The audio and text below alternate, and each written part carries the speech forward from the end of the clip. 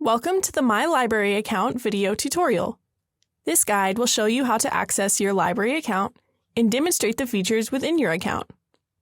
Start from the library homepage, then go under the My Accounts tab and select View My MU Libraries account. If you are not already logged in, you will be prompted to do so. Once you are logged in and redirected to the Discover at MU search screen, select the My Library Account button at the top right of the screen.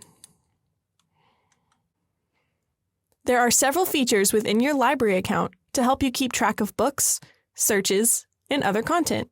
These will all be available in your main folder. For example, since I have requested a book, my folder will show that for me on the main screen, as well as showing me where the book is, its status in the requesting process, and my place in line to receive it. Saved searches and search alerts are other useful tools in your library account. Should you be looking for items under the same search multiple times, the Save Search function can keep the same search method consistent. Your saved searches will appear here. If you have created a search alert, in which you have set an alert for any new item added to the catalog that matches your saved search description, it will also appear here in your account.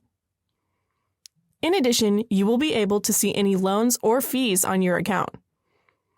In addition to your main folder, you can create custom folders for any specific project or research you may have.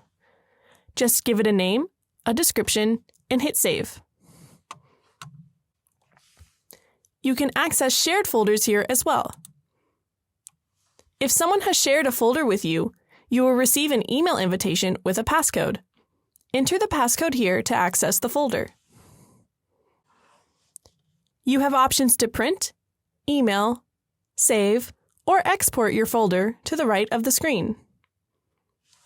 If you need any more help, please feel free to reach out to the library over the chat function or email.